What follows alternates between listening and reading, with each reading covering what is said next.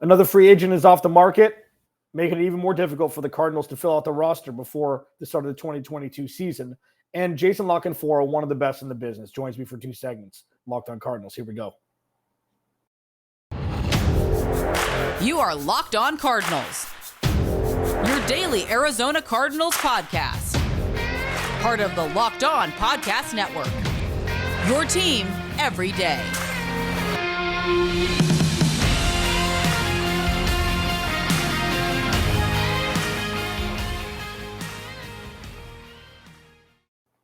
Welcome in Locked On Cardinals. Alex Clancy here. Follow me on Twitter at Clancy's Corner. Follow the podcast at Locked On AZ Cards.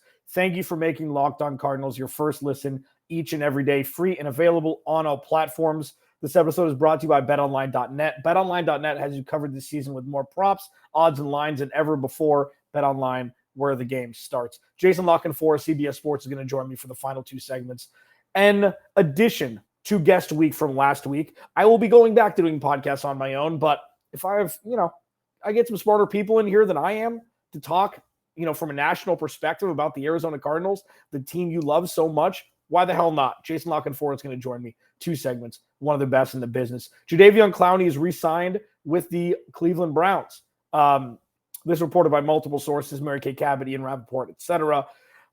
Would Jadeveon Clowney been a fit for the Cardinals? Yeah. On the field, financially, no. I don't know why teams still continue to pay him. I think he's going to make upwards of $11 million on a 1-year deal. The Cardinals obviously were not able to, entertain that type of contract, which probably took them out of the running. But it just is another reminder that for those that, thought, during the first rush in the beginning of March of free agency, the Cardinals standing pat, there's plenty of time. Don't freak out. What the hell are we doing here? There's so much time left. It's Keim time.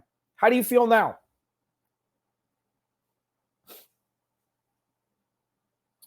Just curious. How do you feel?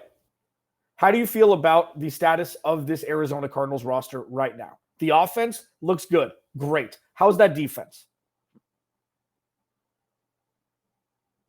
Remember, just because you can list players who play on the roster doesn't mean it's a good defensive output right now.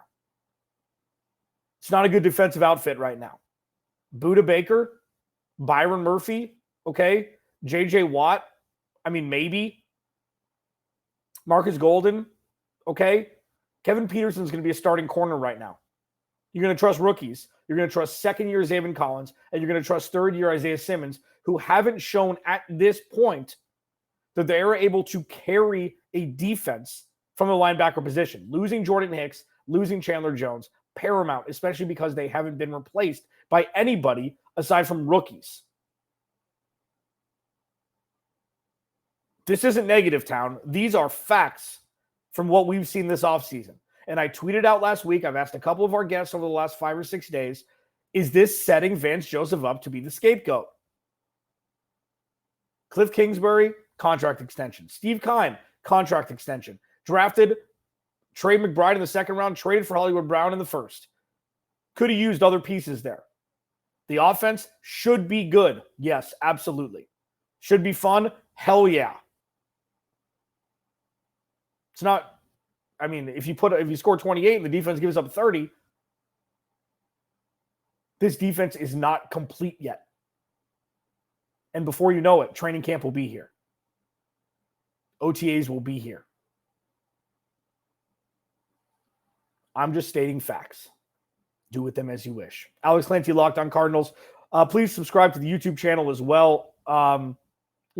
We are not devoid of content here over at Locked On Cardinals. Jason La Canfora, CBS Sports, is going to join me for 2 segments next. I did record this interview on Friday. I'll be wearing different clothes. I got a haircut in between, which wasn't the best. I didn't really think about it because I have a real life outside of this.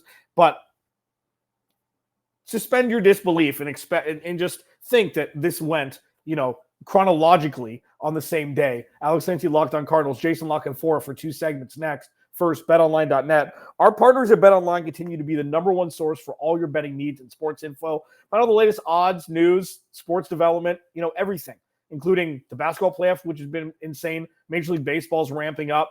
NHL, which has been absolutely bonkers in the playoffs. And then next season's NFL futures, which are the best. BetOnline is your continued source for all your sports wagering information, from live betting to playoffs, esports, and more. Go to the website or use your mobile device today to learn more about the trends in action. BetOnline, where the game starts. All right, second segment, Locked On Cardinals. Alex Clancy here. Follow me on Twitter at Clancy's Corner. Follow the podcast at Locked On AZ Cards. Thank you for making Locked On Cardinals your first listen each and every day, free and available on all platforms. A monster extension from guest week last week. Really lucky to get this guy in here to talk Cardinals because you know what? He's had some things to say about the Arizona Cardinals, and I want to ask him about it. Jason Canfora, one of the best in the business, at Jason Canfora on Twitter. You can see him on CBSSports.com. We've got an afternoon drive show from 2 to 6 Eastern. Jason, thank you for joining me. I appreciate it. My pleasure. Thank you for having me.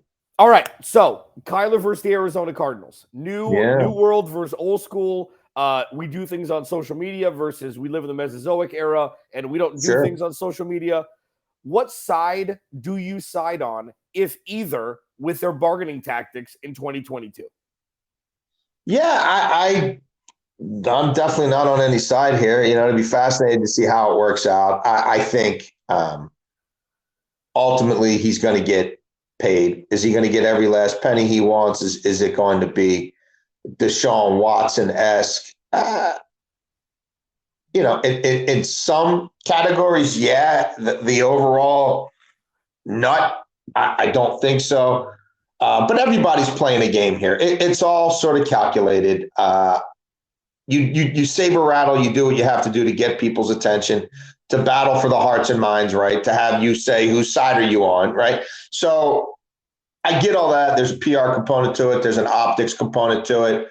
Right. But there's some really smart people there, including Eric Burkhart, right? Who's kind of been the Svengali behind the manifesto that came out and everything.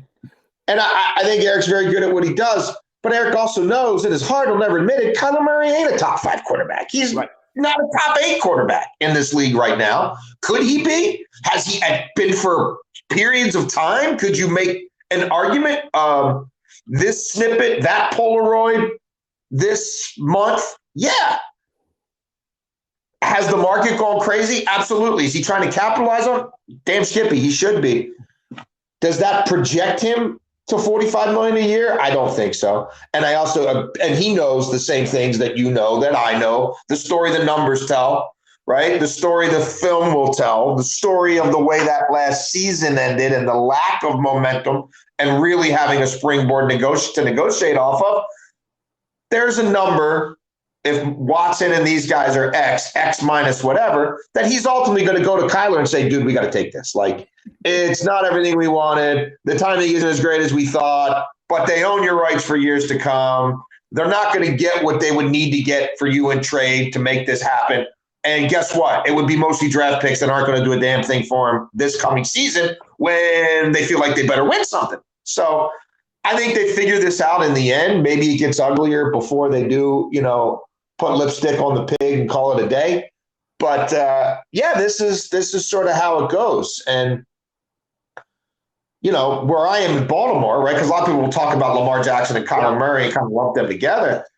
The Ravens like to bitch and moan and cry about, well, he doesn't have an agent. No, it's hard to negotiate. Oh, cheapers, creepers. Well, guess what? If he had an agent, you'd be going through what they're going through in Arizona. Yeah. You'd be saying, damn, he's not at OTAs. And remember, Lamar's played out 4 years and is now going on a 5th-year option. And they never had to worry one night, is he not going to be at practice? Is he going to show up but create a fake injury? Is there going to be a holdout? Is there going to be a hold in?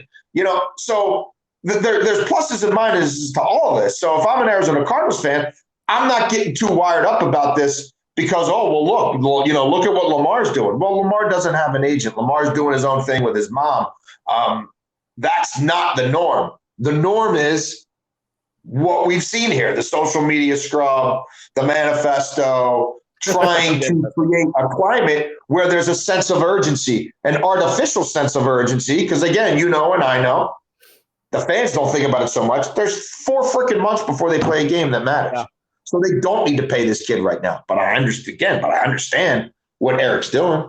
Yeah, at Jason Canfora on Twitter, CBSSports.com, Jason Canfora, one of the best in the business, joining me here on Locked On Cardinals. Yeah, like the thing is, I call them oh my God moments that we see from quarterbacks where it's like, holy mother, what did we just witness? Yeah. I know that in my heart of hearts, I think Cliff Kingsbury is kind of holding Kyler back a little bit personally. When it comes to a contract, though, because you're right. When I say pay him, he's maybe a fringe top 10 quarterback right now, but a lot of future contracts are based upon potential. Like, it's not baseball where you pay it backwards. It's not like, okay, Clayton Kershaw was great for 5 years. Now we're going to give him $300 million for time served. Yeah. What we've seen, though, is that 22, 23 teams would trade the farm for Kyler Murray. So, like, can't you kind of see, like, okay, if there's this much interest, in theory, outside, and we've seen some of this here, isn't that an elixir for, like, you know what? I know it's stupid that every quarterback gets more than the last quarterback who got a contract, but shouldn't you just pay him top 5 quarterback money and call it a day, have some stability, and move the hell on? Like, what are you going to get that's better? I don't think he's a top 5 quarter. You know what I mean? Like, no, but to pay him top 5 money, isn't that just kind of what we do here for the next guy that gets a contract? It hasn't happened for Lamar Jackson yet, has it? So, I mean, are there guys who don't fit the big strapping, ideal of 6, like Josh Allen, right? Or Patrick Mahomes? These two guys are not built like that. These two guys don't do it like that. So, in terms of how much production they generate from the pocket. So I don't know, man. There's Fran Tarkington, there's Drew Brees, and I'm talking early stage Drew Brees. There's career renaissance Drew Brees, not Drew Brees at the end. Right? There's Russell Wilson. If you're convinced he's that, then sure. Am I personally convinced he's that? I'm not. And do they think, because they did give the coach and the GM extensions, right? And we all know the dynamic between the coach and the quarterback are represented by the same dude. They did that. So is there a part of them that's hedging their bet saying, well, we think we do have some special sauce here with Cliff. And we think that if you look at the history of this offense and what it's done in college, it hasn't just been one guy who succeeded in it. It's a bunch of guys. And some of them look like Kyler, but not all of them. And next year quarterback class does look better. And if the new norm is, so Deshaun gets his, 240 or whatever, fully guaranteed. Don't sleep on the fact that the way these deals are structured now in the NFL financing bylaws, Jimmy Haslam, within 6 months of that contract being done, if I'm thinking when it was done, 6 to 9 months, is going to have to write a check for $200 million, stroke it, and put it in escrow. And he doesn't earn a penny off it. He can't invest off of it. He can't use it to fix up his yacht. He can't use it to fix up his team facility. Again, he can't use it to invest. He can't use it to get dividends off of.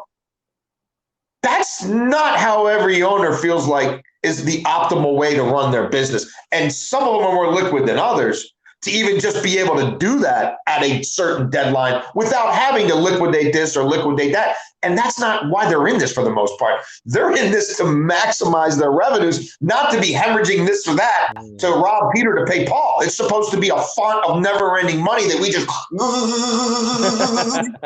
So, that's a different dynamic. That's why we haven't seen guaranteed contracts by and large of this size, because of what the league makes you do with this sort of antiquated draconian law. Now, does that go away? Because, oh my God, look what Haslam did. Maybe. I can't predict the future, but that's another element to all this as well. And that's another reason why I don't know that Kyler gets that. Kyler's, what's his career? I don't have the stats in front of him. I was walking the dogs, but like 24, 25-ish touchdown passes.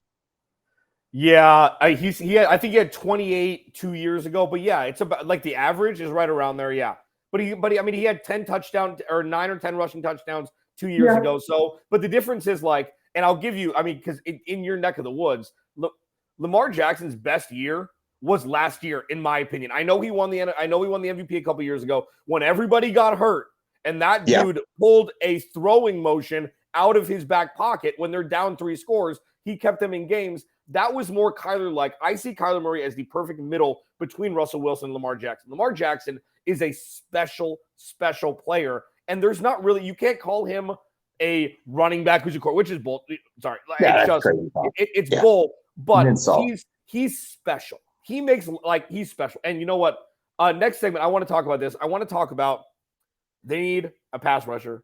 They need an offensive lineman. They need interior defensive line. They need a cornerback. And the Cardinals decided to trade for a wide receiver and draft the tight end in the first 2 rounds. So I'm going to ask Jason Lockenfor about it. At Jason Lockenfor on Twitter, CBSSports.com. Alex Clancy here, Locked On Cardinals. I'm going to talk about the offseason and ask Jason about his thoughts next. First, Built Bar. Listen, I got in trouble. Ross Jackson, my boss, okay, he sent me an email and said, stop talking about the birthday cake flavor. And it's sitting on top of my top of my refrigerator right now, because now the future flavor is brownie batter, okay? When your parents told you don't eat the batter because there's raw eggs in it, and you did it anyways and you got sick, but it was worth it, this is a healthier way to do that. 17 grams of protein, 140 calories. This thing, it's breakfast and it's candy, but it's a protein bar. You got the best of all worlds in the morning. I had one not half an hour ago before Mr. Jason Lockenfor joined me. These are, so a candy bar is 30 grams of sugar, no protein. This is 17 grams of protein, 140 calories, tastes like a candy bar. Go to Built.com, use promo code LOCKED15 for 15% off your first order. Use promo code LOCKED15 for 15% off at Built.com. All right, final segment, Locked On Cardinals. Jason Lockenfor, CBSSports.com, joining me, 2 to 6 drive time. Didn't you do a morning show? I remember reaching out to you a couple years ago. Were you doing morning and then you got moved to after drive time, or you've been drive time? There's a lot of my mornings in season are filled with regularly scheduled call-ins to a bunch of stations. So I mean, Thursday, if you end up doing 6 call-ins, it feels like you've done 2 hours of radio. But no, I haven't. I filled in mornings before, but never to this extent. Drive time it's a sweet spot. It's a sweet spot. Okay, so Kyler Murray, who the hell knows what's going to happen? What we do know is player empowerment has never been more potent. We're seeing it more with receivers now, which is weird. I mean, and let's not get off track here. So the Cardinals draft night, trade for Hollywood Brown. Okay, Zion Johnson was the apple of my eye. And I know that he went to the Chargers before. I feel like the interior of the offensive line was it is a huge need for the Cardinals with Rodney Hudson and it has been forever, right? I mean, I feel like that's baked into their DNA. So here's the thing: when you have a guy that is smaller, whatever, 5'10", whatever you want to say about that, I feel like protecting your star investment is the most important thing. They decided to go elsewhere and protect him in a different way, not wanting him to ask for a trade out. So they got his 2018 wide receiver 1 in Hollywood Brown, and they drafted Trey McBride. Steve Keim is the overcorrector extraordinaire. Steve Wilkes to Cliff Kingsbury. Now it's defense in the first round of the last 2 years. So now, you know what? You want to get paid. Here are all the weapons you possibly could imagine. And then obviously DeAndre Hopkins is suspended, so we saw a little bit more. But this offseason, the Arizona Cardinals, how has their offseason been to you? Well, I continue to worry about the same things you do, is in the trenches, and they don't seem to be particularly built inside out. And I'm kind of old school, so I tend to lean into those notions. You're right; they're making. They're basically doing for Kyler Murray like what we see the Eagles doing for Jalen Hurts, what we see the Dolphins doing for Tua. There's no excuses, brother. Like, this is it. We can't give you any more credit. Now, we can nitpick about the O-line, but let's face it. You bring up Lamar Jackson. Lamar Jackson's 2019 season, there were guys on there who, like Ronnie Stanley, who played at an all-pro level. I've never seen that version of Ronnie Stanley without Lamar Jackson, because he makes everybody better, because he's extending plays. He's doing all this amazing stuff. And, you have to hold up a little bit longer on the backside, but nobody can catch him anyway. So, I think that's probably part of the equation is like, look, we're not going to – there's going to be no utopias. We can't be as deep or as plentiful as we want to be everywhere. So we're going to give him all the weapons we possibly can, and he's going to be able to help that group up front a little bit just because of the amazing things he can do, the talent he has, the preternatural stuff. So, I mean, I guess I get it somewhat. But, yeah, I don't. They kind of feel like last year. Only I don't think you can count on JJ. I mean, JJ Watt's been breaking down for 5 years now, so Right. I don't know if you can count on that. I don't really like the way they use Chandler Jones. So I last year, so I get that thing had been falling apart for years. But like, I don't know who's going to give them what a healthy Chandler Jones has given them for the better part of the entire time he was there. So yeah, I don't know. Like, they certainly have star power. They certainly have some high-end talent, but some of it, Watt, Hopkins, might be on the back nine rather than the front nine. And I just don't know how it congeals, I just don't know that it all comes together. And even Hollywood Brown is a lot like Kyler, man. You're going to find. You're right. He's like a jazz musician who can hit notes that not many people hit, but he doesn't hit them all the time. And when the bottom falls out, the bottom really falls out. And it tends to be months, plural, where he could go we would say like Hollywood Brown was on a milk carton again last week. Like, he's not going to run a full route tree. He's not going to high point the ball. He doesn't have the greatest hands. He's not the best natural catcher of the ball. He doesn't get you yak because he's running out of bounds or he's going down or he's sliding. So it's a different kind of thing. It's insurance while D-Hop is out, but he ain't D-Hop. This guy's not getting contested catches. He's not winning in the air. He doesn't have a catch radius. He didn't win with regularity on the outside, and it's real feast or famine. Yeah, Jason Lockenfor on Twitter, CBSSports.com. Like, yeah, agreed. And obviously, you've been closer to it than me. What I see an upgrade from Christian Kirk, but the same player in a different body. And like, the only reason and the out that people have is because he was playing with Lamar Jackson. Just wait. He's a 1,500-yard receiver and 10 touchdowns when it's a quarterback who can throw the ball down the field. It's bullshit. I mean, like, we've seen what Hollywood Brown is. And listen, the flashes are great. You're right. Like, the way I describe Cliff Kingsbury is he can put together a great movie trailer, but the movie's not so great. Like, once in a while, you see like, holy sweet mother, that third and goal from the 7-play call was one of the best I've ever seen. And then there's 3 and out when the defense needs to break 3 times in a row. It's like, well, that's what we see. I mean, so that's kind of the same thing with Hollywood Brown. Now, let me ask before you get out of here. 5-year or contract extensions through 2027. Okay. Starting 7-0, 10-2, and then excrementing the bed towards the end of the season, losing in Detroit, losing games they had no business losing.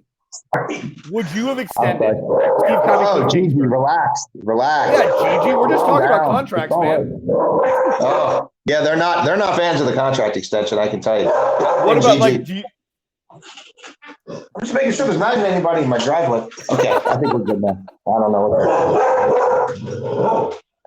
what do I think of it? Yeah.